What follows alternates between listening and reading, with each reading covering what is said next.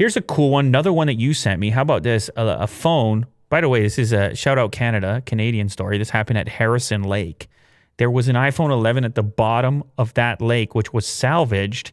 It had been down there for 6 months. And this diver, you know, these diver types, they go to try to find little treasures and things and knickknacks and down at it's a fun. A lot of them have YouTube channels. Every so often in trending, you'll see like, look what I found. Which is good content. Yeah, it's cool. Along with the swimmer or the diver, and then like see what we can find. It's cool. Yeah, it's POV. It's like mystery. It's POV, and then, although I always wondered, I mean, if you need content, you could plant stuff down there. Right? Sure.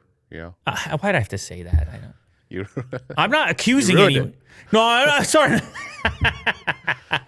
Maybe this was planted. No, I don't think this one was planted. I mean, I don't know because I got an interview in here from the original owner, and they tell a story of when they lost it. That's why I think these ones are even better. When there's actually the follow up, and then the original owner gets it back, because now you have all these extra story components, and it lends a little more authenticity to the whole exchange, as opposed to I found a $10,000 diamond ring. Yeah, and then you're like, wait a sec. You want to know the life that they live losing the product. Like it's key. What phone did they get afterwards? Yeah, it's key. Well, actually, in this particular story, by the way, I should just say this phone survived 6 months at the bottom. That's the main at story. The bottom of the lake, and it's still working. They booted it up, and everything was there. They called the original owner and actually got the phone back. But there's little tidbits in the story that are kind of cool. Of the original owner, for example, not having all these photos that they shot from this trip at that lake. That looks like a cold lake. Well, right now, yeah, they're in the Vancouver area because the person who lost it was from Vancouver. Let's get an update. Where exactly is Harrison Lake?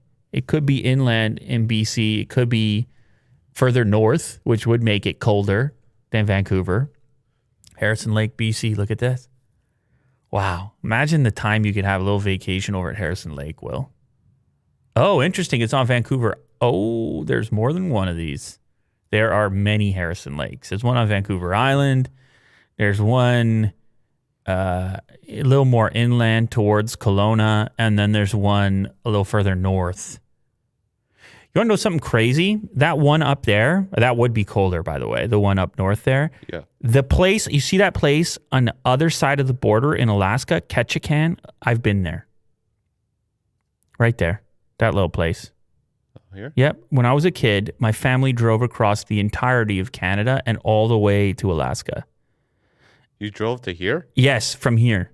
By the way, we're in Toronto. Well, like a boat, like you gotta exactly to get there. You gotta get like a huge bridge. You gotta get on a boat, and I'll never forget actually because I get on this boat, and it's whales over there, and but you wanna know the funniest thing?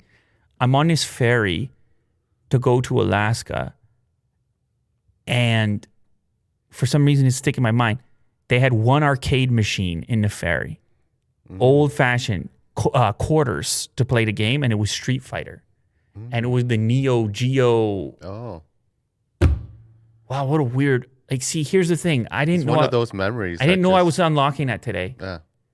Yeah. But that was young me, and then another. I'll give you one more moment that took place, because obviously the nature and whatnot is unbelievable over there. Yeah, I know. Look at this. Look at this, Ken. Unbelievable stuff. Yeah, that's it, man. That's the cabinet. This is the one? No. To the right. Yeah. The Neo Geo cabinet. What did that even? Neo Geo. Get out. Oh, my God. And all I wanted so many quarters to play this thing. I should have been looking at the whales, though. I know. Goes to show you. Which I did. I looked at the whales. Don't worry. Like, one more game, Mom. Anyway, I got one more from that trip. I came face to face with a bald eagle. I was going to this restaurant, which you had to take a gondola to get to, and it was elevated.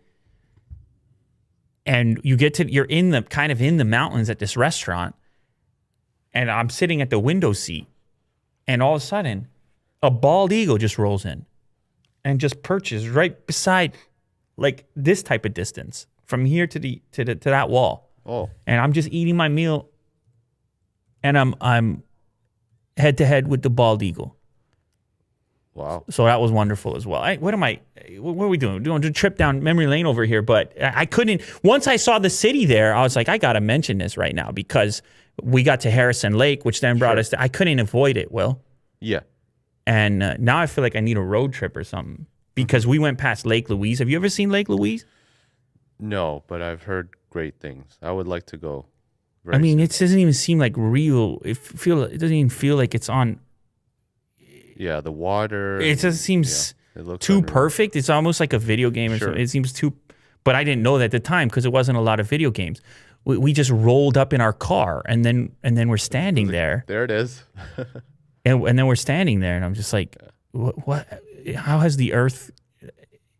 More people should. Well, I don't know. I don't want to ruin And Lake. then you started. I don't want to box ruin Lake therapy. Louise or anything, but it's unbelievable. monument. A truly unbelievable place. It's like how you would draw as a kid if you were trying to draw the most amazing Sure. landscape. Like you would have a sun Bob and some Ross. mountains and some trees, and you'd have this incredibly blue water.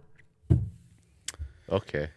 Anyways. Yeah. So they found the phone. They got it back to the owner. She got all her photos from the trip. She was very happy about this. And the main part is, of course, when it comes to the iPhone, it has some degree of water resistance, and it probably has more than you think, especially when it comes to fresh water, which you would find in a place like Harrison Lake, because now you don't have the salt, and stuff screwing things up. And so Corrosion. now you have an iPhone 11, relatively recent phone, which would be nice to find.